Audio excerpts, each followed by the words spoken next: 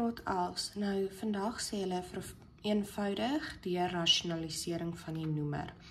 Nou, rasionalisering is basies, jy gaan jou noemer, maar jy gaan nou die teenoorgestelde bo en ondermaal, want jy wil basies hê dit moet, om dit nou te vereenvoudig.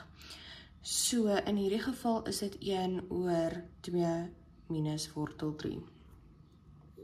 So, jy gaan nou kan sê 1 oor 2 minus wortel 3. Maar, nou gaan jy sê maal, want hulle sê spesifiek rasionalisering. Dan gaan jy bo en ondermaal, maar nou gaan jy sê 2, in plaas van 'n minus gaan jy nou sê 'n plus, so jy verander net sy teken. Wortel 3 oor 2 plus wortel 3.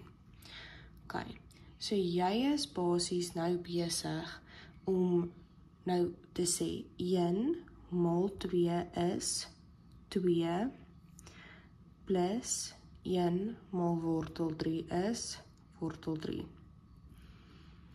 Dan gaan jy nou werk met jou noemer. 2 maal 2 beteken dit is mos 2 tot die mag 2. 'n minus maal 'n plus is 'n minus. En dan gaan jy sê wortel 3 maal wortel 3. Die ding is, jy wil basies van hierdie wortel ontslaa raak. So, jy maal 2 keer met die wortel 3. Dan kan daai tot die mag 2, kanselleer daai wortel mos uit.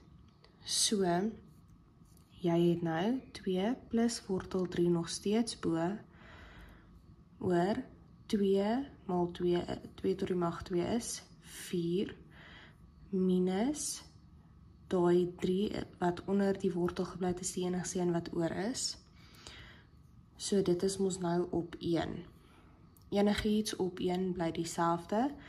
So, met ander woorde, jou antwoord werk uit op 2 plus wortel 3. So basies eintlik met wat rasionalisering sê is, jy probeer net van jou onderste getal ontslae raak, dat jy basies net werk met jou boonste getalle.